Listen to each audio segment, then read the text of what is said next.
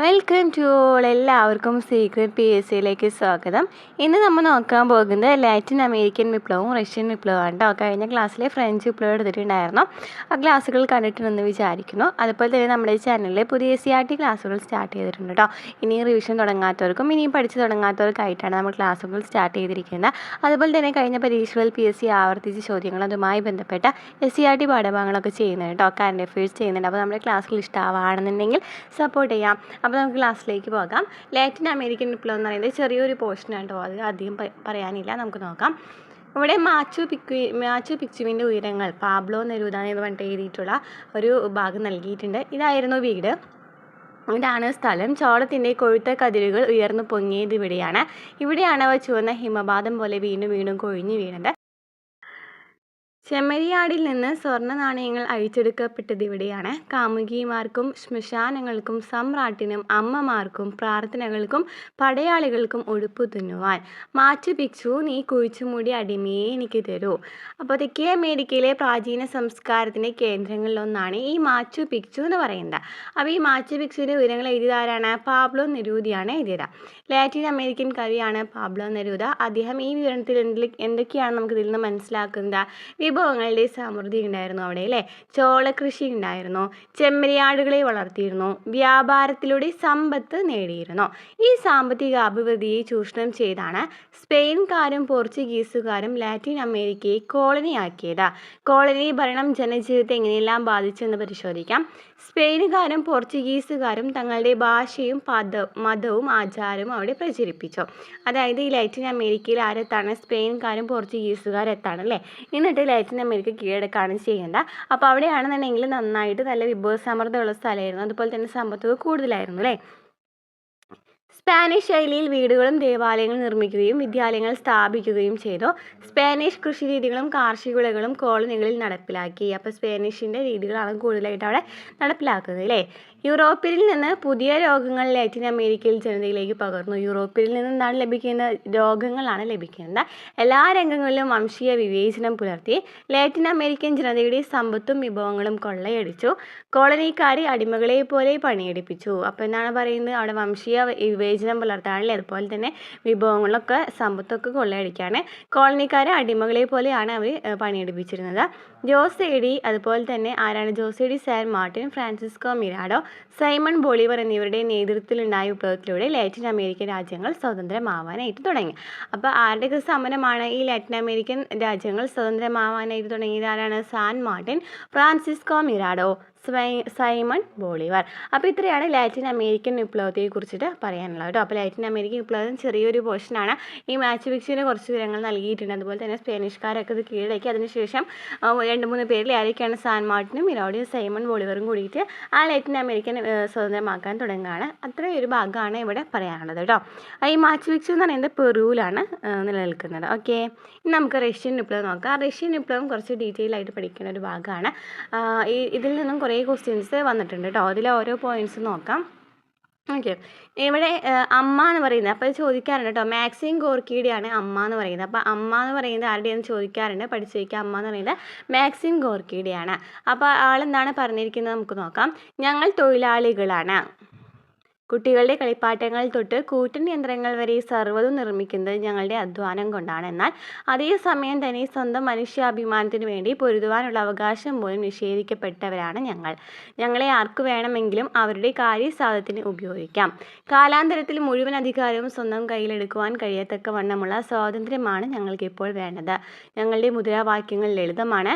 സ്വകാര്യ സ്വത്തുടമ സമ്പ്രദായം നശിക്കട്ടെ. എല്ലാ ഉൽപ്പാദനോപാധികളും ജനങ്ങൾക്ക്, എല്ലാ അധികാരവും ജനങ്ങൾക്ക്, അധ്വാനം എല്ലാവരുടെയും ചുമതല. ഞങ്ങൾ വെറും കലാപകാരികളല്ലെന്ന് നിങ്ങൾക്കിപ്പോൾ മനസ്സിലാക്കാമല്ലോ. ഞങ്ങൾ വിപ്ലവകാരികളാണ്. ഒരു കൂട്ടർ ആജ്ഞാപിക്കാൻ മാത്രവും മറ്റൊരു കൂട്ടർ പണിയെടുക്കുവാൻ മാത്രമുള്ള കാലത്തോളം ഞങ്ങൾ വിപ്ലവകാരികളായിട്ട് തന്നെ തുടരുകയും ചെയ്യും. അപ്പോൾ ഈ മാക്സിം ഗോർക്കി എന്ന ലോകപ്രസിദ്ധ റഷ്യൻ സാഹിത്യകാരൻ്റെ അമ്മ എന്ന നോവലിലെ കഥാപാത്രത്തിൻ്റെ വാക്കുകളാണിത്. അപ്പോൾ നമുക്കിതിൽ നിന്ന് എന്തൊക്കെ മനസ്സിലാക്കാം? അക്കാലത്തെ റഷ്യയിലെ തൊഴിലാളികളുടെയും കർഷകരുടെയും സ്ഥിതിയും അതുപോലെ അവരുടെ ലക്ഷ്യങ്ങളും ഇതിൽ കാണാനായിട്ട് കഴിയില്ലേ. അന്നത്തെ രീതിയിൽ നിന്ന് നമുക്ക് എന്തൊക്കെയാണ് മനസ്സിലാക്കുന്നത്? സ്വകാര്യ സ്വത്തുടമ സമ്പ്രദായം അവസാനിപ്പിക്കണം എന്ന് പറയുന്നുണ്ട്. എല്ലാവരും അധ്വാനിക്കണം എന്ന് പറയുന്നുണ്ട്. ഇത്തരം ആവശ്യങ്ങളാണ് ഇവർ ഉന്നയിച്ചിട്ടുണ്ടായിരുന്നത്. സ്വകാര്യ സ്വത്തുടമ സമ്പ്രദായം അവസാനിപ്പിക്കണം, എല്ലാവരും അധ്വാനിക്കണം. ഇത്തരം ആവശ്യങ്ങൾ ഉന്നയിക്കാൻ അവരെ പ്രേരിപ്പിച്ച ഘടകങ്ങൾ എന്തൊക്കെയായിരിക്കും നോക്കാം. റഷ്യ ഭരിച്ചിരുന്നത് ആരാണ്? സർ ചക്രവർത്തിമാരാണ്. ഈ സർ ചക്രവർത്തിമാരുടെ ഏകാധിപത്യത്തിന് കീഴിൽ കർഷകരും ഫാക്ടറി തൊഴിലാളികളും ദുരിതപൂർണമായ ജീവിതമാണ് നയിച്ചത്. റഷ്യ ഭരിച്ചിരുന്ന സർ ചക്രവർത്തിമാരുടെ ഏകാധിപത്യത്തിന് കീഴിൽ കർഷകരും ഫാക്ടറി തൊഴിലാളികളും ദുരിതപൂർണമായ ജീവിതമാണ് നയിച്ചിരുന്നത്. റഷ്യയുടെ കാർഷിക മേഖലയിലെ കുറഞ്ഞ ഉൽപാദനം കർഷകരുടെ വരുമാനത്തെ ബാധിച്ചു. കൂടാതെ ഭൂരഹിതരായ അവർ നികുതി ഭാരവും വഹിക്കേണ്ടതായിട്ട് വന്നു. അപ്പോൾ എന്താണ് പറയുന്നത്? റഷ്യ ഭരിച്ചിരുന്ന സർ ചക്രവർത്തിമാരുടെ ഏകാധിപത്യത്തിന് കീഴിലാണ് ഈ കർഷകരും ഫാക്ടറി തൊഴിലാളികളും ഉണ്ടായിരുന്നത്. അവരുടെ ജീവിതം ഭയങ്കര ദുരിതപൂർണ്ണമായിരുന്നു. റഷ്യയുടെ കാർഷിക മേഖലയിൽ കുറഞ്ഞ ഉൽപ്പാദനം എന്ന് പറയുന്നത് കർഷക വരുമാനത്തെ ബാധിക്കാറുണ്ട്. അതവിടെ കുറഞ്ഞ റഷ്യയുടെ കാർഷിക മേഖലയിൽ കുറഞ്ഞ ഉൽപ്പാദനം നടക്കുന്നത്. അപ്പോൾ അത് കർഷകരെ ബാധിച്ചു. അതേപോലെ തന്നെ ഭൂരഹിതരായവർക്ക് നികുതി കൊടുക്കേണ്ടതായിട്ട് വന്നു അല്ലേ. അപ്പോൾ അങ്ങനെ അതും അവരെ ബാധിച്ചിട്ടുണ്ട്. അതുപോലെ പ്രകൃതി വിഭവങ്ങൾ കൊണ്ട് സമ്പന്നമായിരുന്ന റഷ്യയുടെ വ്യാവസായിക ഉൽപ്പാദനം തുച്ഛമായിരുന്നു. ഉള്ള വ്യവസായങ്ങളിൽ ഭൂരിഭാഗവും വിദേശികളാണ് നിയന്ത്രിച്ചിരുന്നത്. അപ്പോൾ ഈ വ്യാവസായിക ഉൽപ്പാദനം എന്ന് പറയുന്നത് തുച്ഛമായിരുന്നു. ആരാണത് കൂടുതലും നിയന്ത്രിച്ചിരുന്നത്? ആരാണ്? വിദേശികളാണ് നിയന്ത്രിച്ചിരുന്നത്. അപ്പോൾ കർഷകർക്ക് പണിയില്ലാതായി, അവർ നികുതി കൊടുക്കേണ്ടതായിട്ട് വന്നു. അതുപോലെ തന്നെ ഓരോരുത്തരുടെ കീഴിൽ ചക്രവർത്തിമാരുടെ കീഴിൽ പണിയെടുക്കേണ്ടി വന്നു. അപ്പോൾ അവർക്ക് ദുരിതപൂർണ്ണമായിരുന്നു. അതുപോലെ തന്നെ വ്യവസായത്തിൻ്റെ കാര്യം പറയുകയാണെന്നുണ്ടെങ്കിലും അത് ഭൂരിഭാഗം വിദേശികളാണ് നിയന്ത്രിച്ചിരുന്നത്. തൊഴിലാളികളുടെയും കർഷകരുടെയും ദുരിത ജീവിതത്തെ Maxim Gorky, Leo Tolstoy, Ivan Turgenev, Anton Chekhov തുടങ്ങിയ സാഹിത്യകാരന്മാർ അവരുടെ കൃതികളിൽ ചിത്രീകരിച്ചു. കാൾ മാർക്സും ഫ്രെഡറിക് ഏംഗൽസും ആവിഷ്കരിച്ച മാർക്സിസ്റ്റ് ആശയങ്ങൾ തൊഴിലാളികൾക്ക് ആവേശം പകർന്നു. ചോദിക്കാറുണ്ട് കേട്ടോ, ഈ മാർക്സിസ്റ്റ് ആശയങ്ങൾ എന്ന് പറഞ്ഞിട്ട് റഷ്യൻ വിപ്ലവം, ചൈനീസ് വിപ്ലവം എന്നൊക്കെ ചോദിക്കാം. അപ്പോൾ മാർക്സിസ്റ്റ് ആശയങ്ങൾ എവിടെയാണ് വരുന്നത്? റഷ്യൻ വിപ്ലവത്തിലാണ് വരുന്നത്. കാൾ മാർക്സും ഫ്രെഡറിക് ഏംഗൽസാണ് ആവിഷ്കരിച്ചത്. കാൾ മാർക്സും അതുപോലെ തന്നെ ആരാണ്? കാൾ മാർക്സും ഫ്രെഡറിക് ഏംഗൽസും. മുതലാളിമാർ നിയന്ത്രിക്കുന്ന ഉൽപാദന വ്യവസ്ഥയ്ക്ക് പകരം തൊഴിലാളികളുടെ ആധിപത്യം സ്ഥാപിക്കുവാൻ അവർ ആഹ്വാനം ചെയ്തു. മുതലാളിമാർ നിയന്ത്രിക്കുന്ന ഉൽപാദന വ്യവസ്ഥയ്ക്ക് പകരം തൊഴിലാളികളുടെ ആധിപത്യം സ്ഥാപിക്കാനാണ് അവർ ആഹ്വാനം ചെയ്തത്. തൊഴിലാളികളുടെ ദുരിതങ്ങൾ പരിഹാരം കാണുവാനായിട്ട് തൊഴിലാളി സംഘടനകൾ രൂപീകരിച്ചു. മാർക്സിസ്റ്റ് ആശയങ്ങളിൽ അധിഷ്ഠിതമായ സോഷ്യൽ ഡെമോക്രാറ്റിക് വർക്കേഴ്സ് പാർട്ടി രൂപം കൊണ്ടു. അങ്ങനെ മാർക്സിസ്റ്റ് ആശയങ്ങളോട് അധിഷ്ഠിതമായിട്ട് അവിടെ എന്ത് രൂപങ്ങളാണ്? സോഷ്യൽ ഡെമോക്രാറ്റിക് വർക്കേഴ്സ് പാർട്ടി രൂപം കൊണ്ടാണ്. അതിനുശേഷമാണ് ഇവിടുത്തെ മെയിൻ പോയിന്റ് വരുന്നത്. ഈ പാർട്ടി പിന്നീട് മെൻഷെവിക്കുകൾ എന്നും ബോൾഷെവിക്കുകൾ എന്നും രണ്ടായി പിരിഞ്ഞു. അപ്പോൾ മെൻഷെവിക്കും ബോൾഷെവിക്കും വരുന്നത് റഷ്യൻ വിപ്ലവവുമായി ബന്ധപ്പെട്ടതാണ്. മെൻഷെവിക്കുകൾ എന്ന് വെച്ചാൽ ന്യൂനപക്ഷമാണ്. ബോൾഷെവിക്കുകൾ എന്ന് വെച്ചാൽ ഭൂരിപക്ഷമാണ്. ലെനിൻ, ട്രോട്സ്കി തുടങ്ങിയവർ ബോൾഷെവിക് പാർട്ടിക്ക് നേതൃത്വം നൽകിയപ്പോൾ അലക്സാണ്ടർ കെരൻസ്കിയാണ് മെൻഷെവിക്കുകൾക്ക് നേതൃത്വം നൽകിയത്. ചോദിക്കാറുണ്ട് കേട്ടോ. അപ്പോൾ മെൻഷെവിക്കുകൾക്ക് നേതൃത്വം നൽകിയത് അലക്സാണ്ടർ കെരൻസ്കിയാണ്. മെൻഷെവിക്കുകൾക്ക് നേതൃത്വം നൽകുന്ന ബോൾഷെവിക് പാർട്ടിക്ക് നേതൃത്വം നൽകിയത് ലെനിനും ട്രോട്സ്കിയുമാണ്. ബോൾഷെവിക് പാർട്ടിക്ക് നേതൃത്വം നൽകിയത് ലെനിൻ, ട്രോട്സ്കി. മെൻഷെവിക്കുകൾക്ക് നേതൃത്വം നൽകിയതാരാണ്? അലക്സാണ്ടർ കെരൻസ്കിയാണ്. പഠിച്ചു വയ്ക്കുക കേട്ടോ. ലെനിൻ, ട്രോട്സ്കിയും അലക്സാണ്ടർ കെരൻസ്കിയും. ലെനിൻ, ട്രോട്സ്കി എന്ന് പറയുന്നത് ബോൾഷെവിക് പാർട്ടിക്ക് നേതൃത്വം നൽകി. മെൻഷെവിക്കുകൾക്ക് നേതൃത്വം നൽകിയത് അലക്സാണ്ടർ കെരൻസ്കിയാണ്. 1905 നടന്ന റഷ്യ ജപ്പാൻ യുദ്ധത്തിൽ റഷ്യക്കെതിരെ പരാജയം പ്രതിസന്ധി രൂക്ഷമാക്കി. അപ്പോൾ 1905 എന്ത് യുദ്ധമാണ് നടന്നത്? റഷ്യയും ജപ്പാൻ യുദ്ധം നടക്കുന്നുണ്ടായിരുന്നു. ആ സമയത്ത് റഷ്യക്കാണ് പരാജയം നടക്കുന്നത്. രാഷ്ട്രീയ അവകാശങ്ങളും സാമ്പത്തിക പരിഷ്കാരങ്ങളും ആവശ്യപ്പെട്ട് തൊഴിലാളികൾ പെട്രാഗോഡ് എന്ന സ്ഥലത്ത് 1905 ജനുവരി 9 പ്രകടനം നടത്തി. ചോദിക്കാട്ടോ, ഈ ഇയർ പഠിച്ചു വയ്ക്കുക. 1905 ജനുവരി 9 അവിടെ എന്താണ് സംഭവിക്കുന്നത്? പെട്രാഗോഡ് എന്ന് പറയുന്ന സ്ഥലത്ത് എല്ലാവരും കൂടി ഒരു പ്രകടനം നടത്താനല്ലേ. ഇതിന് നേരെ പട്ടാളം വെടിവെച്ചു. 100 കണക്കിന് തൊഴിലാളികൾ കൊല്ലപ്പെട്ട സംഭവം രക്തരൂക്ഷിതമായ ഞായറാഴ്ച എന്നാണ് അറിയപ്പെടുന്നത്. രക്തരൂക്ഷിതമായ ഞായറാഴ്ച ചോദിക്കാറുണ്ട്. എന്തുമായി ബന്ധപ്പെട്ടിരിക്കുന്നു? റഷ്യൻ വിപ്ലവവുമായി ബന്ധപ്പെട്ടതാണ്. രക്തരൂക്ഷിതമായ ഞായറാഴ്ച 1905 ജനുവരി 9 ഇത് സംഭവം നടക്കുന്നത്. 1905 ജനുവരി 9. സമരങ്ങൾ നടത്താനായി ഈ കാലഘട്ടത്തിൽ തൊഴിലാളികളുടെ സംഘങ്ങൾ റഷ്യയിലെമ്പാടും രൂപീകരിച്ചു. ഇവ സോവിയറ്റ് യൂണിയനുകൾ എന്നറിയപ്പെടും. അപ്പോൾ സോവിയറ്റുകൾ എന്നറിയപ്പെടുന്നത് ഇവരെയാണ്ടോ. സമരം ശക്തമായതിനെ തുടർന്ന് ദ്യൂമ എന്ന നിയമനിർമ്മാണ സഭ രൂപീകരിക്കുവാൻ ചക്രവർത്തി നിർബന്ധിതനായി. ദ്യൂമ എന്ന് പറയുന്ന നിയമനിർമ്മാണ സഭ രൂപീകരിക്കുവാനായിട്ട് നിർബന്ധിതനാവാണ് അല്ലേ. ഇനി ഇവിടെ നമുക്ക് ബാറ്റിൽ ഷിപ്പ് പോട്ടേങ്കിൻ എന്ന് പറയുന്ന ഒരു സംഭവം നൽകിയിട്ട് നോക്കാം. റഷ്യൻ ചലച്ചിത്ര സംവിധായകൻ സെർഗി ഐസൻസ്റ്റീൻ സംവിധാനം ചെയ്ത വിഖ്യാത ചലച്ചിത്രമാണ് എന്ത് ബാറ്റിൽ ഷിപ്പ് പൊട്ടേങ്കിൻ. ഓക്കെ, സർ ചക്രവർത്തിമാരുടെ ഭരണകാലഘട്ടത്തിലെ ഒരു യഥാർത്ഥ സംഭവത്തെ അധികരിച്ചാണ് നിശബ്ദ സിനിമ രൂപം കൊണ്ടത്. നിശബ്ദ സിനിമയാണ്. കരിങ്കടലിലെ റഷ്യൻ യുദ്ധക്കപ്പലായ പൊട്ടേങ്കിനിൽ അസംതൃപ്തരായ നാവികർ നടത്തിയ കലാപം ഒരു രാഷ്ട്രീയ സമരമായി പരിണമിച്ചതിൻ്റെ ദൃശ്യാവിഷ്കാരമാണ് ഈ ചലച്ചിത്രം. ജോൺ റീഡിൻ്റെ ലോകത്തെ പിടിച്ചുകുലുക്കിയ 10 ദിവസം എന്ന പുസ്തകത്തെ ആധാരമാക്കിയുള്ള ചലച്ചിത്രം സംവിധാനം ചെയ്തതും സെർഗി ഐസൻസ്റ്റീൻ ആണ്. ഓക്കെ ആണല്ലോ. ഓക്കെ, അപ്പോൾ ഞാൻ അവിടെ പറഞ്ഞു രക്തരൂഷിതമായ ഞായറാഴ്ച 1905 ജനുവരി 9 നടക്കുന്നത്. അതിനനുസരിച്ചിട്ട് ഒരു നിയമനിർമ്മാണ സഭ രൂപീകരിക്കുവാനായിട്ട് നിർബന്ധിതരാവാണ് ചക്രവർത്തിമാരെ. 1914 ഒന്നാം ലോകയുദ്ധം ആരംഭിച്ചതോടെ ഡ്യൂമയുടെ എതിർപ്പിനെ അവഗണിച്ച് സർ ചക്രവർത്തി നിക്കോളസ് രണ്ടാമൻ യുദ്ധത്തിൽ പങ്കെടുക്കുവാൻ തീരുമാനിച്ചു. അനേകം റഷ്യൻ സൈനികർ ഇതിൽ കൊല്ലപ്പെട്ടു. അപ്പോൾ ഒരു നിയമനിർമ്മാണ സഭ രൂപീകരിക്കുവാൻ ചക്രവർത്തി നിർബന്ധിതനായില്ലേ. ഡ്യൂമ എന്ന് പറയുന്ന നിയമനിർമ്മാണ സഭ രൂപീകരിക്കുവാനായിട്ട് ചക്രവർത്തി നിർബന്ധിതനായിട്ടുണ്ടായിരുന്നു. അങ്ങനെ 1914 ഒന്നാം ലോക യുദ്ധം ആരംഭിക്കുകയാണ്. ഒന്നാം ലോക യുദ്ധത്തിൽ ഡ്യൂമയുടെ എതിർപ്പിനെ അവഗണിച്ച്, ഡ്യൂമ എന്ന് വെച്ചാൽ നിയമനിർമ്മാണ സഭയാണ്, അവഗണിച്ച് സർ ചക്രവർത്തി ആരാണ് നിക്കോളസ് രണ്ടാമൻ യുദ്ധത്തിൽ പങ്കെടുക്കുവാൻ തീരുമാനിച്ചു. അതിൽ അനേകം റഷ്യൻ സൈനികർ ഇതിൽ കൊല്ലപ്പെട്ടു. 1917 ആയപ്പോഴേക്കും ഭക്ഷ്യദൗർലഭ്യം രൂക്ഷമായി. മാർച്ച് 8 ആയിരക്കണക്കിന് സ്ത്രീകൾ റൊട്ടിക്ക് വേണ്ടി തെരുവ് വീതികളിൽ പ്രകടനം നടത്തിയില്ലേ. പെട്രോഗാഡ് പട്ടണത്തിൽ തൊഴിലാളികൾ പ്രതിഷേധ പ്രകടനം നടത്തി. സൈനികർ ആദ്യം ഈ പ്രകടനങ്ങളിൽ നേരിട്ടെങ്കിലും പിന്നീട് അവരും തൊഴിലാളികളോടൊപ്പം ചേർന്നു. ഒന്നാം ലോക യുദ്ധത്തിൽ തങ്ങൾ അനുഭവിച്ച ദുരിതങ്ങളാണ് സൈനികരെ പ്രധാനമായും ഇതിന് പ്രേരിപ്പിച്ചത്. പെട്രോഗാഡ് പട്ടണം തൊഴിലാളികൾ പിടിച്ചെടുത്തു. തുടർന്ന് നിക്കോളസ് രണ്ടാമൻ സ്ഥാനമൊഴിയുകയും റഷ്യയിലെ മെൻഷെവിക് നേതാവ് ആരാണ് പറഞ്ഞത്? അലക്സാണ്ടർ കെരൻസ്കി ആണ്. അദ്ദേഹത്തിന്റെ നേതൃത്വത്തിൽ ഒരു താൽക്കാലിക ഗവൺമെന്റ് നിലവിൽ വരികയും ചെയ്തു. ഇതാണ് ഫെബ്രുവരി വിപ്ലവം എന്നറിയപ്പെടുന്നത്. ഇപ്പോൾ ഫെബ്രുവരി വിപ്ലവം ആരുടെ ഇതിലാണ് വന്നത്? അലക്സാണ്ടർ കെരൻസ്കിയുടെ നേതൃത്വത്തിലാണ് വരുന്നത്. അദ്ദേഹമാണ് പിന്നീട് അവിടുത്തെ വരുന്നത്? അലക്സാണ്ടർ കെരൻസ്കിയുടെ നേതൃത്വത്തിലാണ് പിന്നീട് അവിടുത്തെ ഒരു താൽക്കാലിക ഗവൺമെൻറ് വരുന്നത്. ഇനിയാണെന്ന് പറയുന്നത് ഫെബ്രുവരി വിപ്ലവം എന്നറിയപ്പെടുന്നത്. അങ്ങനെ ഫെബ്രുവരി വിപ്ലവം എന്നറിയപ്പെടാൻ കാരണം റഷ്യൻ കലണ്ടർ അന്താരാഷ്ട്ര കലണ്ടറിനേക്കാളും പിറകിലായതിനാൽ മാർച്ചിൽ നടന്ന വിപ്ലവം ഫെബ്രുവരി വിപ്ലവം എന്ന പേരിലാണ് അറിയപ്പെടുന്നത്. അപ്പോൾ ഇവിടെ പഠിക്കേണ്ടതാണ് നിക്കോളസ് രണ്ടാമൻ അവിടെ യുദ്ധത്തിൽ പങ്കെടുക്കാൻ തീരുമാനിക്കുകയാണ്. അങ്ങനെ അദ്ദേഹം അവിടെ പങ്കെടുത്തതിന് ശേഷം ഭക്ഷ്യദൗർലഭ്യം രൂക്ഷമായി.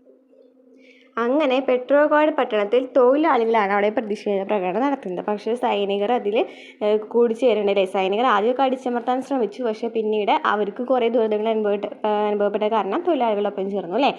അങ്ങനെ എന്ത് സംഭവിച്ചു? പെട്രോഗാഡ് പട്ടണം തൊഴിലാളികൾ പിടിച്ചെടുത്തു. തുടർന്ന് നിക്കോളസ് രണ്ടാമൻ സ്ഥാനമൊഴിഞ്ഞു. എന്നിട്ട് അവിടെ അധികാരം ഏൽക്കുന്ന ആരാണ്? നമുക്കറിയാം അല്ലേ, മെൻഷെവിക്കിൻ്റെ നേതാവ് എന്ന് പറയുന്നത് അലക്സാണ്ടർ കെരൻസ്കിയാണ്. അപ്പോൾ അലക്സാണ്ടർ കെരൻസ്കിയുടെ നേതൃത്വത്തിൽ ഒരു താൽക്കാലിക ഗവൺമെൻറ് വരാണ്. ഇതിനെ ഫെബ്രുവരി വിപ്ലവം എന്നാണ് അറിയപ്പെടുന്നത്. ഓക്കെ ആണല്ലോ. എന്താണ് മാർക്സിസം എന്ന് പറയുന്നത്? കാൾ മാർക്സും ഫ്രെഡറിക് ആംഗൽസും ചേർന്ന് രൂപം നൽകിയ ആശയ സംഹിതയാണ് മാർക്സിസം. നമ്മൾ നേരത്തെ പറഞ്ഞു.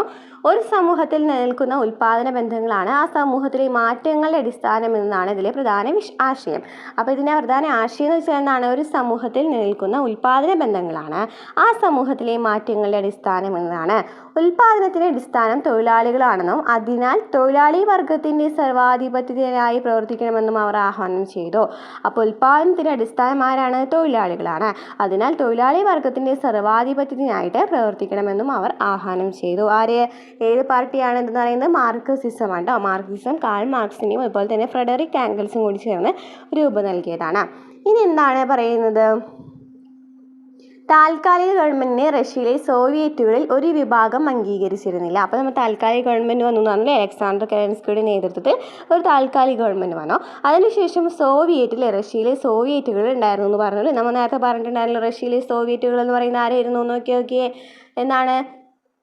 തൊഴിലാളി സംഘടനകൾ റഷ്യയിലെമ്പാടും രൂപീകരിച്ചിട്ടുണ്ടായിരുന്നു. ഇതിനെയാണെന്ന് പറയുന്നത് സോവിയറ്റുകൾ എന്ന് പറയുന്നത്. അപ്പോൾ കുറച്ച് സോവിയറ്റുകൾ ഇത് അംഗീകരിച്ചിട്ടുണ്ടായിരുന്നില്ല. ഈ ആ സമയം സ്വിറ്റ്സർലാൻഡിൽ കഴിയുകയെന്ന വ്ളാഡിമർ ലെനിൻ റഷ്യയിലെത്തി താൽക്കാലിക ഗവൺമെൻറ്റിനെ ശക്തമായിട്ട് എതിർത്തു. അങ്ങനെ ലെനിൻ വരാണ്. എവിടെ നിന്നാണ് ലെനിൻ വരുന്നത്? സ്വിറ്റ്സർലാൻഡിലായിരുന്നു അദ്ദേഹം ഉണ്ടായിരുന്നത്. അദ്ദേഹം വരാണ് വ്ളാഡിമർ ലെനിൻ റഷ്യയിലേക്ക് എത്തി താൽക്കാലിക ഗവൺമെൻറ്റിനെ ശക്തമായിട്ട് എതിർത്തു. വിപ്ലവം അതിൻ്റെ ലക്ഷ്യം നേടണമെങ്കിൽ അധികാരം മുഴുവനും സോവിയറ്റുകൾക്ക് കൈമാറണമെന്ന് അദ്ദേഹം ആവശ്യപ്പെട്ടു. അപ്പോൾ അങ്ങനെ ഈ വിപ്ലവം ശക്തിയാകണമെന്നുണ്ടെങ്കിൽ അല്ലെങ്കിൽ ഇത് ലക്ഷ്യം നേടണമെന്നുണ്ടെങ്കിൽ ആര് വേണമെന്ന് പറഞ്ഞു? ഈ സോവിയറ്റുകൾക്ക് വേണം അധികാരമെന്ന് പറഞ്ഞു. ബോൾഷെവിക്കുകളും സോവിയറ്റുകളും ലെനിൻ്റെ നിലപാടിനെ പിന്തുണച്ചു. ബോൾഷെവിക്കുകളും അതുപോലെ തന്നെ സോവിയറ്റുകളും ഈ ലെനിൻ്റെ നിലപാടിനെ പിന്തുണച്ചു. നൂറ്റാണ്ടുകൾ പഴക്കമുള്ള സാമ്പത്തിക പിന്നോക്കാവസ്ഥയും ജനങ്ങൾക്കിടയിലെ അസമത്വവും ഇല്ലാതാക്കാൻ ഒരു തൊഴിലാളി വർഗ ഭരണകൂടത്തിന് മാത്രമേ കഴിയുള്ളൂവെന്ന് ബോൾഷെവിക്കുകൾ പ്രചരിപ്പിച്ചു. അതിനായി അവർ ചില ആവശ്യങ്ങൾ ഉന്നയിച്ചു. അപ്പോൾ ഇവിടെ നൂറ്റാണ്ടുകൾ പഴക്കമുള്ള ഈ സാമ്പത്തിക പിന്നോക്കാവസ്ഥ അസമത്വമൊക്കെ ഇല്ലാതാക്കുന്നതിന് ആര് വേണമെന്ന് പറഞ്ഞു? തൊഴിലാളി വർഗ്ഗങ്ങളാണ് വേണ്ടതെന്ന് പറഞ്ഞു. അങ്ങനെ തൊഴിലാളി വർഗ ഭരണകൂടത്തിന് മാത്രമേ ഇത് കഴിയുള്ളൂ ബോൾഷെവിക്കുകൾ വാദിക്കുകയാണ്. അങ്ങനെ അവർ ചില ആവശ്യങ്ങൾ ഉന്നയിച്ചിട്ടുണ്ടായിരുന്നു. എന്തൊക്കെയായിരുന്നു? ഒന്നാം ലോക യുദ്ധത്തിൽ നിന്നും റഷ്യ പിന്മാറുക, പ്രഭുക്കന്മാരുടെ കൈവശമുള്ള ഭൂമി പിടിച്ചെടുത്ത് കർഷകർക്ക് വിതരണം ചെയ്യുക, ഫാക്ടറികൾ ജനങ്ങളുടെ പൊതു സ്വത്താക്കി മാറ്റുക. എന്നൊക്കെയാണ് പറഞ്ഞത്. ഒന്നാം ലോക യുദ്ധത്തിൽ നിന്ന് റഷ്യ പിന്മാറുക, പ്രഭുക്കന്മാരുടെ കൈവശമുള്ള ഭൂമി പിടിച്ചെടുത്തിട്ട് അത് ആർക്ക് വിതരണം ചെയ്യുക? കർഷകർക്ക് വിതരണം ചെയ്യുക, ഫാക്ടറികൾ ജനങ്ങളുടെ പൊതു സ്വത്താക്കിയിട്ട് മാറ്റുക. 1917 ഒക്ടോബറിൽ ബോൾഷെവിക്കുകൾ താൽക്കാലിക ഗവൺമെൻറ്റിനെതിരെ സായുധ കലാപം ആരംഭിച്ചു. കെറൻസ്കി രാജ്യം വിട്ടു പോവുകയും റഷ്യ ബോൾഷെവിക്കുകളുടെ നിയന്ത്രണത്തിലാവുകയും ചെയ്തു. ബോൾഷെവിക്കുകൾക്ക് അധികാരം ലഭിച്ച ഈ സംഭവമാണ് ഒക്ടോബർ വിപ്ലവം, അല്ലെങ്കിൽ റഷ്യൻ കലണ്ടർ പ്രകാരം നോക്കുകയാണെങ്കിൽ ഒക്ടോബർ വിപ്ലവം എന്നാണ് ഇതിനറിയപ്പെടുന്നത്. അപ്പോൾ നമ്മൾ പറഞ്ഞിട്ടുണ്ടായിരുന്നല്ലേ, ഫെബ്രുവരി വിപ്ലവം പറഞ്ഞിട്ടുണ്ടായിരുന്നല്ലോ. അതെന്ന് പറയുന്നത് അലക്സാണ്ടർ കെറൻസ്കിയുടെ നേതൃത്വത്തിൽ അല്ലേ, ഈ മെൻഷെവിക്കുകളുടെ നേതാവായ അലക്സാണ്ടർ കെറൻസ്കി താൽക്കാലിക ഗവൺമെൻറ് പിടിച്ചെടുത്തതിനായിരുന്നു. ഇനി എന്നാൽ ബോൾഷെവിക്കുകൾ പിടിച്ചെടുക്കുമ്പോഴാണ് എന്ന് സംഭവിക്കുന്ന ഒക്ടോബർ വിപ്ലവം എന്ന് പറയുന്നത്. ബോൾഷെവിക്കുകൾ ഈ താൽക്കാലിക ഗവൺമെൻറ് പിടിച്ചെടുക്കുമ്പോഴാണ്. അങ്ങനെ കെറൻസ്കി രാജ്യം വിട്ട് പോവുകയാണ് ചെയ്തത് അല്ലേ. തുടർന്ന് സോവിയറ്റുകളുടെ സമ്മേളനം ചേർന്ന് ലെനിൻ അധ്യക്ഷനായ ഒരു ക്യാബിനറ്റ് രൂപം നൽകി. അപ്പോൾ അവിടെ ലെനിനാണ് അധ്യക്ഷനാകുന്നത്. അതുപോലെ തന്നെ ഒരു ക്യാബിനറ്റിന് അവിടെ രൂപം നൽകിയിട്ടുണ്ടായിരുന്നു. ഈ റഷ്യൻ വിപ്ലവത്തിൻ്റെ ഫലങ്ങൾ എന്തൊക്കെയായിരുന്നു നമുക്ക് നോക്കാം, ചോദിക്കാറുണ്ട്. ഒന്നാം ലോക യുദ്ധത്തിൽ നിന്നും റഷ്യ പിന്മാറി, ഭൂമി പിടിച്ചെടുത്ത് കർഷകർക്ക് വിതരണം ചെയ്തു, പൊതു ഉടമസ്ഥതയ്ക്ക് പ്രാധാന്യം കൊടുത്തു, കേന്ദ്രീകൃത ആസൂത്രണം നടപ്പിലാക്കി, സാമ്പത്തിക ശാസ്ത്ര സാങ്കേതിക രംഗങ്ങളിൽ പുരോഗതി കൈവരിച്ചു. 1924 പുതിയ ഭരണഘടന നിലവിൽ വന്നു. സോവിയറ്റ് റിപ്പബ്ലിക്കുകൾ കൂടി ചേർന്ന് സോവിയറ്റ് യൂണിയൻ രൂപീകരിക്കപ്പെടുകയും ചെയ്തു. അങ്ങനെ സോവിയറ്റ് രൂപീകരിക്കുക അല്ലെങ്കിൽ സോവിയറ്റ് റിപ്പബ്ലിക്കുകൾ കൂടി ചേർന്നിട്ട് സോവിയറ്റ് യൂണിയൻ രൂപീകരിക്കപ്പെടുകയാണ് ചെയ്യുന്നത്. 1924 പുതിയ ഭരണഘടന നിലവിൽ വന്നത്. ലോകത്തിലെ വിവിധ ഭാഗങ്ങളിൽ സോഷ്യലിസ്റ്റ് ആശയങ്ങൾ വ്യാപകമായി.